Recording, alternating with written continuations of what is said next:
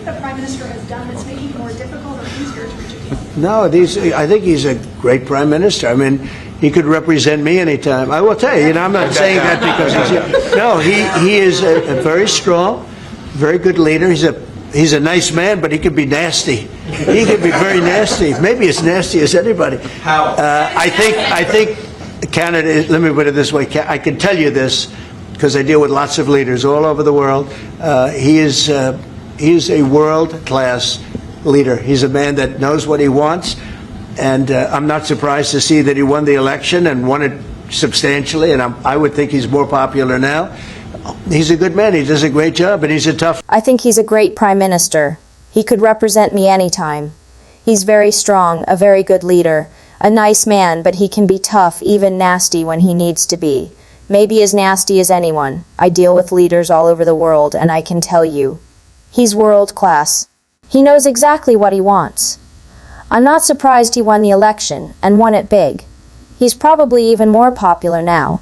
He's a good man, does a great job, and he's a tough negotiator. Mr. Prime Minister, I'd like to know how come the UK and the European Union have succeeded to sign deals and bring the tariffs down, and Canada still hasn't been able to do the same? Yeah, because they're not located right next to each other. It makes it, in many cases, it's much better and easier. But yeah, and if I may, let's be clear about the relationship as it stands right now.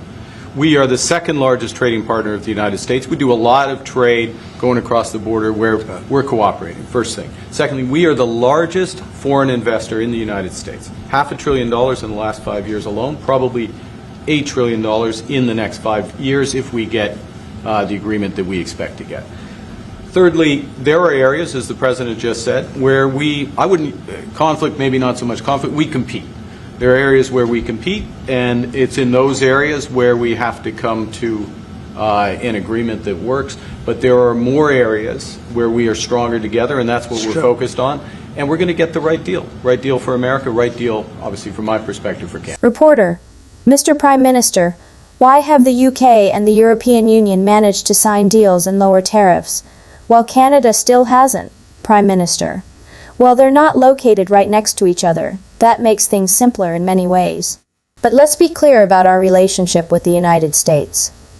Canada is the second largest trading partner of the U.S. We do a huge amount of cross-border trade and cooperation. We're also the largest foreign investor in the United States, over $500 billion in the last 5 years, and potentially up to $8 trillion in the next 5 if we secure the agreement we expect. Yes, there are areas where we compete, but far more where we're stronger together. That's our focus. Achieving a fair, balanced deal.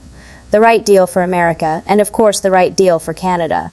Will Canada be leaving empty-handed, or will will Mr. Carney be leaving Washington with a deal on tariffs? I think they're going to be very happy. We have a lot of things that we're working on that people don't talk about. They talk about, competitiveness. He's a very competitive person. And they talk about things that we don't necessarily agree on.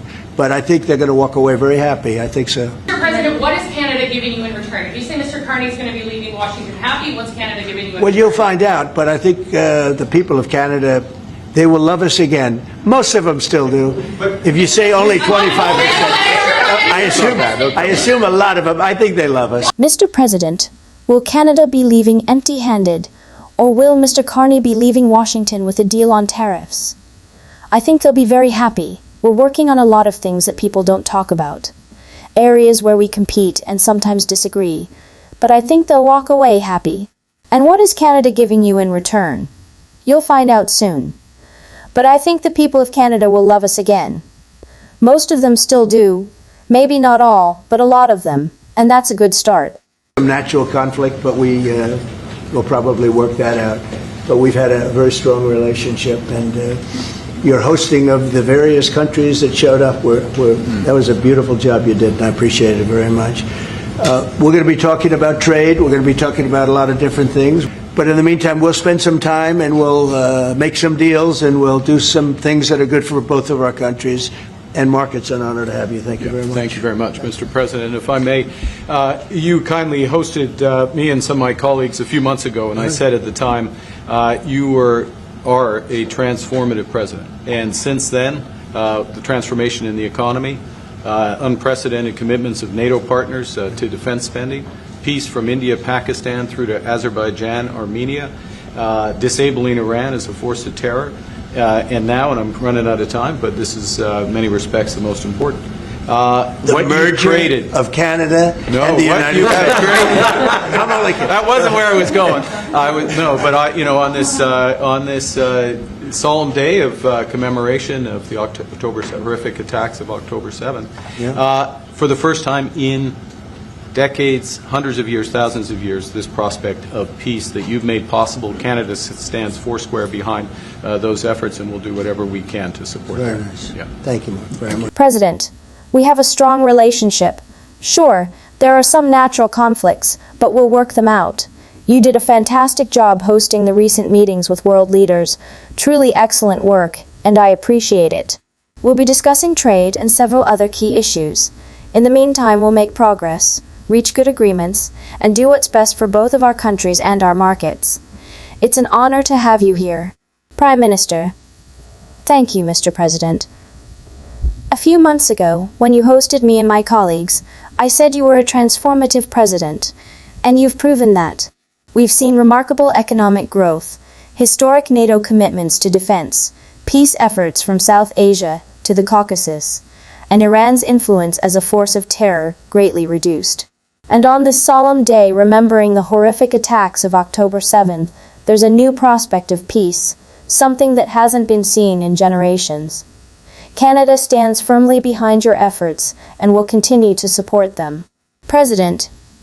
Very nice. Thank you very much. By the end of the conference, the tone had completely changed. Carney and Trump, once seen as rivals, were suddenly trading compliments live on air. Carney praised Trump for strengthening defense commitments and reviving global trade, while Trump called Carney a tough negotiator and a great leader. But this wasn't flattery. It was strategy. Carney knows diplomacy isn't about winning arguments, it's about earning respect. By praising Trump publicly, he gave him what he values most, recognition, while protecting Canada's interests behind the scenes. That's statesmanship, not submission. And it worked. Even Trump's team now sees Carney as an equal, a world-class leader who's rewritten the rules of engagement. This press conference wasn't just politics. It was a turning point. Canada stepped into a new role. Not a follower, not a sidekick, but a power in its own right. Trump may dominate the spotlight, but Carney commanded the moment. And for Canadians watching, it was a reminder that leadership isn't about confrontation. It's about conviction. Is there anything that the Prime Minister has done that's making it more difficult or easier to reach a deal? No, I think he's a great prime minister. I mean, he could represent me anytime. I will tell you, I'm not saying that because he is a very strong, very good leader. He's a nice man, but he can be nasty. He can be very nasty, maybe as nasty as anybody. How? I think Canada is, let me put it this way, I can tell you this because I deal with lots of leaders all over the world.